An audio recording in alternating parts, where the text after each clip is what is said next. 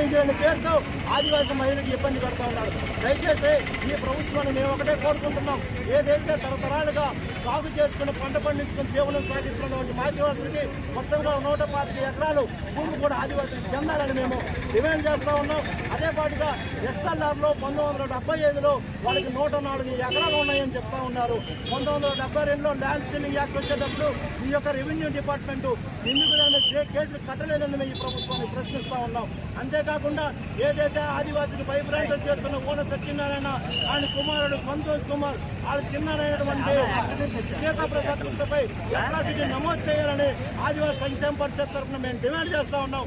లేని పక్షాన చలో పవన్ కళ్యాణ్ అనే పాదయాత్ర ఏర్పాటు చేసి ఈ ప్రభుత్వానికి బుద్ధి చెప్పేటట్టుగా ఈరోజు మేము పాదయాత్ర కూడా సిద్ధపడతాం. ఈ రాష్ట్ర వ్యాప్తంగా ఆదివాసులంతా ఏకమై ఏదైతే ఎస్టీ మార్గవలస ఆదివాసీ గ్రామానికి మేము మద్దతుగా నిలిచి వాళ్ళు ఏదైతే న్యాయ పోరాటం చేస్తున్నారో ఆ న్యాయ పోరాటానికి ఆదివాసులుగా మేము శ్రీకాకుళం జిల్లాలో కాదు ఆంధ్ర రాష్ట్రంలో భారతదేశంలో 130 కోట్ల జనాభా ఆదివాసులంతా కూడా ఏకమై వాళ్ళకి మద్దతుగా నిలుస్తామని మేము కోరుకుంటున్నాం. చేయాలి.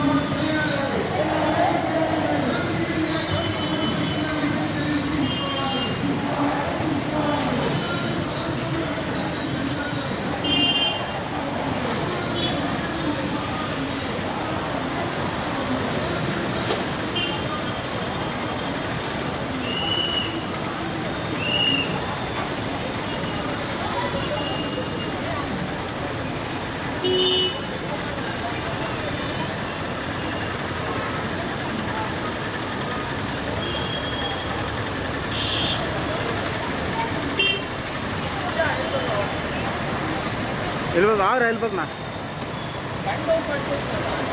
బండి ఉంచుకుంటే ఇలాగ పరిగెట్టినప్పుడు ఏమాకున్నప్పుడు అయిపోద్ది.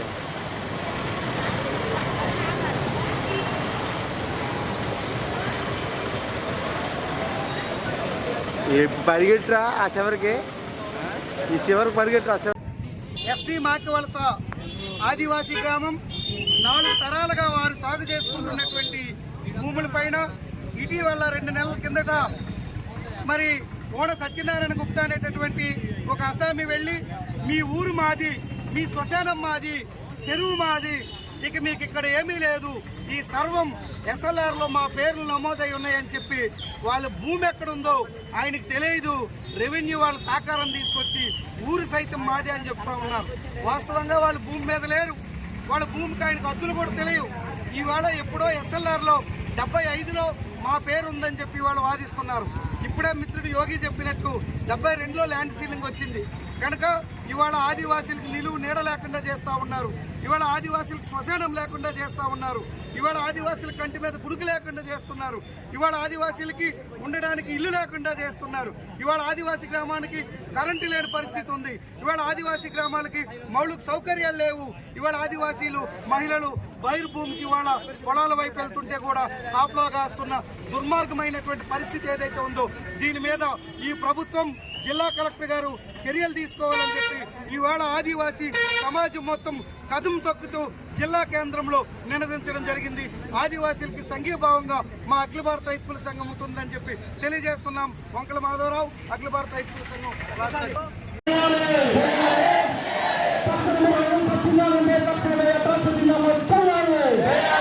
ఏదైతే స్వయంగా రెవెన్యూ డిపార్ట్మెంట్ జల్మూరు వాళ్ళు ఇచ్చిన ఆర్టీ యాక్ట్ ఏదైతే 1955 రికార్డు లేవు కానీ 1960లో దీని భూమి మీద ఈ రికార్డులు నమోదయ్యని చెప్పి స్వయంగా జల్మూరు మండలం తహసీల్దార్